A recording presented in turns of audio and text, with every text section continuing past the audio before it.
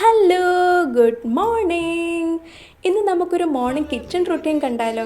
രാവിലെ തന്നെ അരി കഴുകി കുക്കറിൽ വെച്ചു. ബ്രേക്ക്ഫാസ്റ്റിന് ഇന്നിവിടെ പുട്ടും പഴവും ആണേ. അതുകൊണ്ട് പുട്ട് നനയ്ക്കാൻ വേണ്ടി കുറച്ച് പഞ്ചസാര ഉപ്പും ആവശ്യത്തിന് വെള്ളവും ചേർത്ത് തിരുമ്മി അങ്ങ് മാറ്റി വെച്ചു.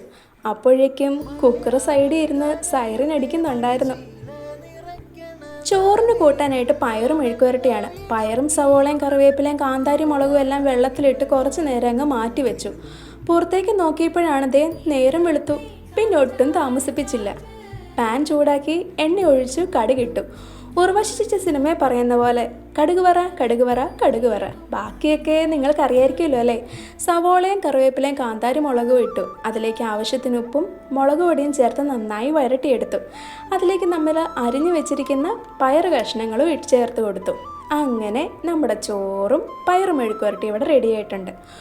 പുട്ടുണ്ടാക്കുന്നതിൻ്റെ വീഡിയോ എടുക്കാൻ വിട്ടുപോയോ കേട്ടോ, അതുകൊണ്ട് അത് ഈ വീഡിയോയിൽ കാണില്ല. പുട്ടിന് കൂടെ സൈഡായിട്ട് നല്ല അടിച്ച് പതപ്പിച്ച് ചായയുണ്ട്. അപ്പം നിങ്ങളുടെ ബ്രേക്ക്ഫാസ്റ്റ് എന്തായിരുന്നു എന്നുള്ളത് എനിക്ക് കമൻറ്റ് സെക്ഷനിലൂടെ അറിയിക്കണേ. അപ്പോൾ എല്ലാവർക്കും ഹാപ്പി ട്യൂസ്ഡേ.